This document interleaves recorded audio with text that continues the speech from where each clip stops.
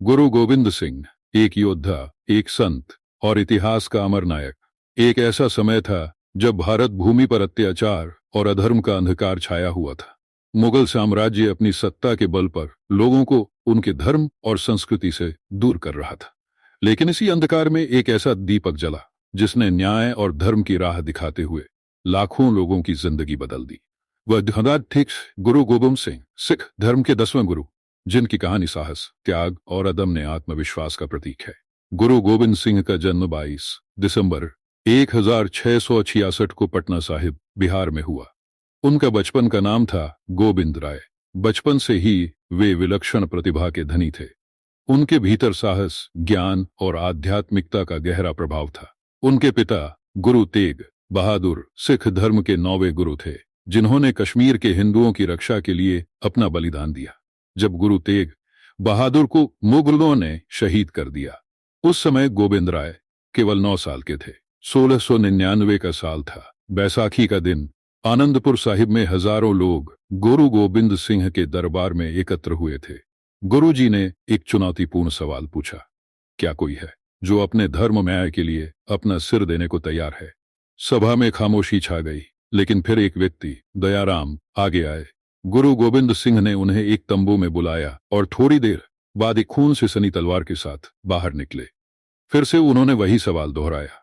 इस तरह कुल 5 लोग, दयाराम, धर्मदास, मोहकम चंद, हिम्मत राय और साहिब चंद, ने अपनी जान देने का संकल्प लिया। लेकिन यह मौत नहीं थी, यह पुनर्जन्म था। जब ये 5 लोग तंबू से बाहर आए तो वे नए रूप में थे। गुरु गोबिंद सिंह ने उन्हें पंज प्यारे का नाम दिया और खालसा पंथ की स्थापना की। खालसा पंथ केवल एक धार्मिक समुदाय नहीं था, यह एक क्रांतिकारी संगठन था जो निडरता, अनुशासन और सेवा के मूल सिद्धांतों पर आधारित था। गुरु गोबिंद सिंह ने अपने अनुयायियों को 5 ककार, क्यार केश, अकेलेपन का प्रतीक, क्रा सदाचार का प्रतीक, कृपाण साहस का प्रतीक, कमघा स्वच्छता का प्रतीक और कच्छा नैतिकता का प्रतीक। गुरु गोबिंद सिंह सिर्फ एक धार्मिक नेता नहीं थे, वे एक महान योद्धा भी थे। उन्होंने अपने जीवन काल में 14 से अधिक युद्ध लड़े। इन युद्धों में उनका उद्देश्य कभी भी व्यक्तिगत लाभ या सत्ता प्राप्त करना नहीं था। उनके लिए हर युद्ध एक धर्म युद्ध था, अन्याय और अधर्म के खिलाफ। एक बार जब उन्होंने देखा कि उनके अनुयायी मुगलों के अत्याचार से डर रहे हैं, तो उन्होंने उन्हें सिखाया कि डरना उनकी कमजोरी नहीं होनी चाहिए। उन्होंने कहा, चिड़ियों में बाज लड़ाऊं, 1.25 लाख से 1 लड़ाऊं। उन्होंने अपने अनुयायियों को निडर बनाया, चाहे दुश्मन कितना भी शक्तिशाली क्यों ना हो। गुरु गोबिंद सिंह के जीवन का सबसे कठिन समय वह था जब उनके 4 बेटे साहिबजादे मुगलों के हाथों शहीद हुए। उनके छोटे बेटे साहिबजादा जोरावर सिंह और साहिबजादा फतेह सिंह जीवित दीवार में नुआ दिया गया। इस अकल्पनीय दुख के बावजूद गुरु गोबिंद सिंह ने अपने अनुयायियों से कहा, 4 मुए तो क्या हुआ जब हजारों जिंदा है। 1708 में नांदेड़ में गुरु गोबिंद सिंह ने इस दुनिया को अलविदा कहा, लेकिन उन्होंने सिख धर्म को अमर बनाने के लिए गुरु ग्रंथ साहिब को सिखों का अंतिम गुरु घोषित किया।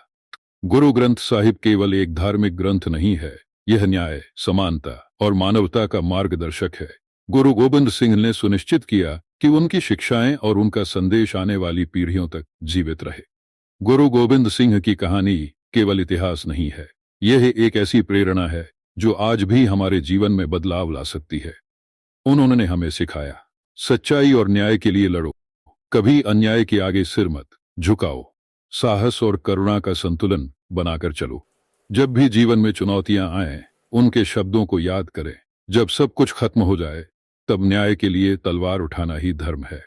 गुरु गोबिंद सिंह की कहानी हमें यह सिखाती है कि मुश्किलें चाहे कितनी भी बड़ी क्यों ना हो, अगर हमारे इरादे पक्के हैं तो हम हर बाधा को पार कर सकते हैं।